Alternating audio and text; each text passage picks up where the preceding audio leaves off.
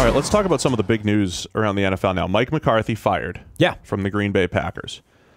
They lose 20-17 to the Arizona Cardinals. Right. A gimme win, and they lost. Right. There have been people... I know Twitter's not real life, right? Really? It's not real life. Okay.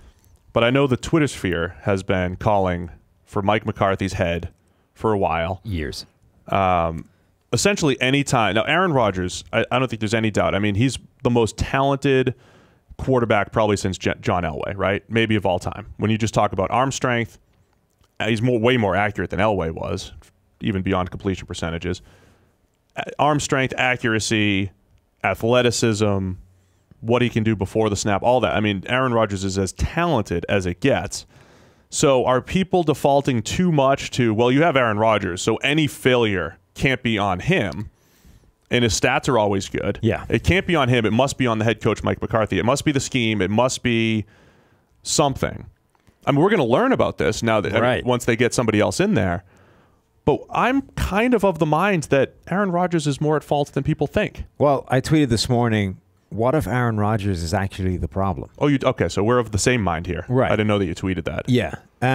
I think the Mike McCarthy criticism definitely had roots in something of substance, right? There was a period of time where that offense was an extremely vanilla-looking thing that had not progressed along with everybody else in the league. Because, you know, anybody that's been watching this game for long enough, for the past few years, can see a progression and a development in NFL offenses. They haven't stayed the same. What you're watching in 2018 is not the same schematically as you were watching in 2012, in 2008, in whatever. Right. It moves forward. We've seen these developments, whether it's read option looks, whether it's RPOs, whether it's route concepts. All this stuff has moved on, right? And I think there was a period of time where Mike McCarthy's hadn't yet. And it was running the same stuff that he'd run before, and it was being exposed as being something defenses had figured out a way to deal with. Even if you have a quarterback as good as Aaron Rodgers, at some point, if defenses know how to combat your thing on the back end, it doesn't really matter how good the front end is. So they were able to cover up these wide receivers and limit them, and basically everything was on Aaron Rodgers' shoulders to get done, and he couldn't quite get it all done by himself. But it has moved on, right? They are running these more developed route concepts that spring people open, that win against man coverage. They're running some of this RPO stuff. They are running things that they didn't in the past that gets receivers open rather than just relying on them getting open by beating their man, right? And yet there's still the problem, right? It's not what we expect to see from this Green Bay offense, which is unstoppable because they have Aaron Rodgers. So at that point, what is the issue?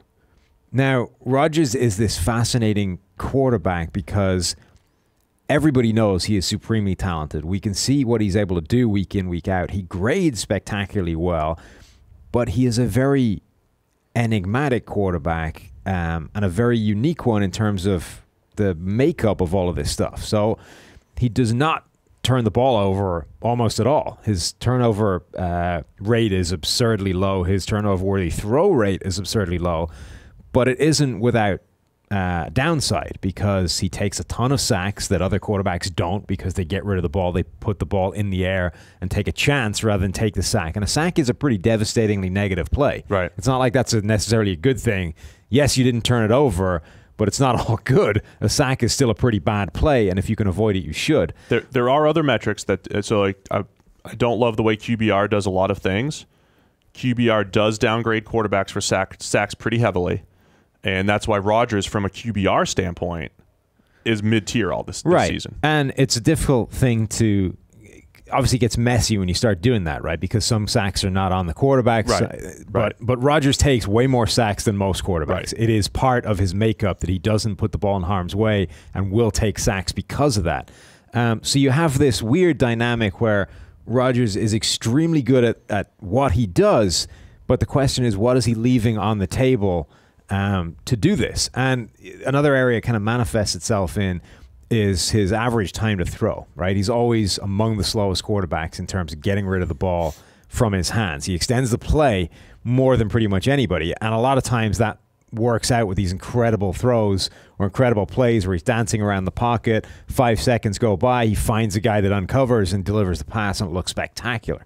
But again, in order to do that, how many simple 10-yard slants has he passed up, right? Open guys within structure in that first read, instant open. And this was a couple of years ago, we were saying that he was leaving a lot of these things open. Not just wasn't passing them up, it was just didn't take them at all. There was a wide open guy immediately because of the combination at the line of scrimmage, and Rodgers just didn't put the ball in the air. So 2015, he had about a 79 grade. 2015 is where some of this stuff started. Early 2016, before they went on that relax, win-out run, where he was incredible, finished the season at 91.4, he had multiple games where he graded in the 40s, one against Minnesota, one against Dallas, early in the season. And that was the epitome. 2015 and 16, there were points where, like, there were throws there, and he was way more comfortable playing outside of structure. 2015, I think there was a game against Carolina as well. 2-point conversion. He had the game-winning throw there, and he passed it up, right? So it's really tough because even this year, throw for throw, he's incredible. But then you could point to the Seattle game, crunch time, missed throw. Yesterday, I know he got him into field goal range, but there were 2 missed throws on the final drive. So it's kind of like he's not missing a ton of throws. It's when he's missing them that's been bad. It's a really nuanced conversation, right? Because you can't say by any measure that Aaron Rodgers is bad or is anything other than excellent. Right. The thing is, how hard is he making the job on himself by the way he goes about doing this? Right. And how much could things be better if he just embraced some of this other stuff? So you think of Andrew Luck, right? For years, that offense was essentially 7-step drop. It's all on Andrew Luck, and if he can't get it done, we're screwed, right? Then they had to, in the past, for a couple of games, run this short game stuff, and it worked fantastically. This season, it's almost all been this short game stuff, and it's arguably made Luck better because it makes his job easier. So you have a guy that you know is a supremely talented quarterback. If we make his job easier, I mean, it's only good, right? But if Rodgers is going to be... for years, we've worked on the basis that, well, Mike McCarthy isn't doing what he could do in order to schematically make Aaron Rodgers' life easier. Therefore, Aaron Rodgers isn't allowed to show all of his capabilities. But I wonder, and you're wondering the same thing, what if Aaron Rodgers is a far bigger part of that issue than we've always assumed he was? Right. What if it's actually Aaron Rodgers, by his own style, is not making Aaron Rodgers' job as easy as it could be, and therefore Aaron Rodgers is the thing preventing Aaron Rodgers from showing how great he can be? And it's not a crazy thought because, again, we're pointing to these specific times in his career where he very clearly wasn't taking a lot of the reads that were right there in front of him. So maybe there's more of that. Maybe it's not as pronounced as it was at one point, but maybe there's more of that. And the issue that kind of creates is when you have this system, which for whatever reason is putting everything on Aaron Rodgers, it means that your margin for error is minimal, right? And you roll into these games and suddenly everything isn't going perfect, and you find yourself down in the fourth quarter, and there's no wiggle room. It's you have to get this done, otherwise you lose the game. And that's when, too often, he doesn't, there's one play where he can't get it done, and it's, well, what the hell happened there? Yeah, Aaron Rodgers can't get it done in crunch time. It's because he's just made the situation too hard for yourself. We have the numbers, but the numbers were pointed out to me through social media or whatever, that Green Bay hasn't attempted they've attempted one of the lowest percentages of passes in the middle of the field. And again, the immediate response is, well, Mike McCarthy. Right. It must be Mike McCarthy. But again, going to Aaron Rodgers, and he is so reliant on those outside the numbers, just ISO routes. Is that the scheme or is that Aaron Rodgers? And I always defer to Zach Robinson when I talk about quarterbacks. When we talked about Deshaun Watson at Clemson, I said, hey, is that Clemson offense are they keeping it just so simple so we don't know what Watson can do? And his response is, I think they keep it simple because of his strengths and weaknesses. He's not great at going through progressions. Same thing with Drew Lock at Missouri this year. I wish they'd open it up and let him go through progressions. And Zach always comes back with, I think they're limiting it because of what they think Lock is capable of. So is Mike McCarthy in Green Bay, are they limiting what they can do because they're worried about what Aaron Rodgers can do? Now, again, I don't want to take away from Aaron Rodgers because we've seen him do this.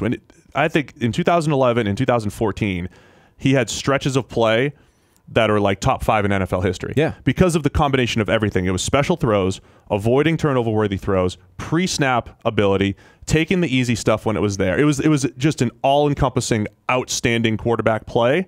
He's capable of it. Yeah. And the difference, but he hasn't been nearly as much in recent years. And the difference between him and other quarterbacks when you start talking about this stuff, like a comparison you could make, right, without saying these two things are the same. This is how comparisons work, Steve. Okay, Reclaim thank you the for comparison. reclaiming it. So a comparison you could make, which is kind of ironic actually since we're in the same draft class, is Alex Smith. Oh, gosh. And the reason that's interesting is because when you start talking about Alex Smith and the plays he leaves on the table and the things that he doesn't do, with him it's very much because he can't, right? Alex Smith simply cannot execute that kind of high-risk offense with any kind of reliability. We saw it for 1 year in Kansas City, and it was basically a complete outlier. Right. And he has been more aggressive this season, and it's come back down to earth with a vengeance because he doesn't have Tyreek Hill and Travis Kelce and these guys that get wide. Doesn't have the open, deep throws, yeah. So you can't, when he is aggressive deep down the field, it doesn't go well, and that's what we've seen throughout his career.